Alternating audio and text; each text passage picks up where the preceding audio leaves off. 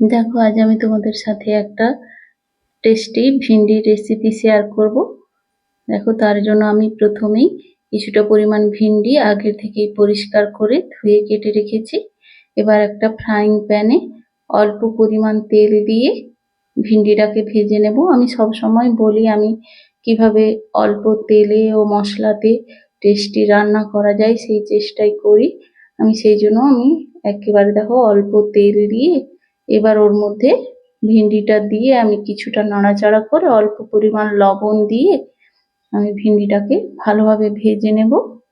দেখো জলটা শুকিয়ে গেলে আমি আগে থেকে পোস্ত আর সাদা তিল বেটে রেখেছিলাম, দুটো শুকনো লঙ্কা দিয়ে ওইটা দিয়ে দিলাম। এবার ওপর থেকে অল্প পরিমাণ হলুদ গুঁড়ো ছড়িয়ে নিলাম।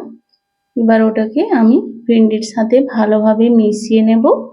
দেখো একদম শুকনো শুকনো হয়ে কষানো হয়ে গেলে এবার অল্প পরিমাণ জল দিয়ে আমি ওই রান্নাটাকে ভালোভাবে আমি ফুটিয়ে নেব। জলটা শুকনো হয়ে গেলে রান্নাটা রেডি হয়ে যাবে। এভাবে তোমরা বানিয়ে দেখতে পারো। অনেকের বাড়িতেই বাচ্চারা সবজি খেতে চায় না, এভাবে বানিয়ে দেখবে। আশা করি সবারই ভালো লাগবে, বাচ্চা থেকে বড় সবারই। তাই যদি ভালো লেগে থাকে অবশ্যই লাইক ও সাবস্ক্রাইব করবেন। ফেসবুক থেকে দেখে থাকলে ফলো করবেন। এরকম আরো রেসিপি পেতে চাইলে পরবর্তী ভিডিওগুলো দেখতে হবে।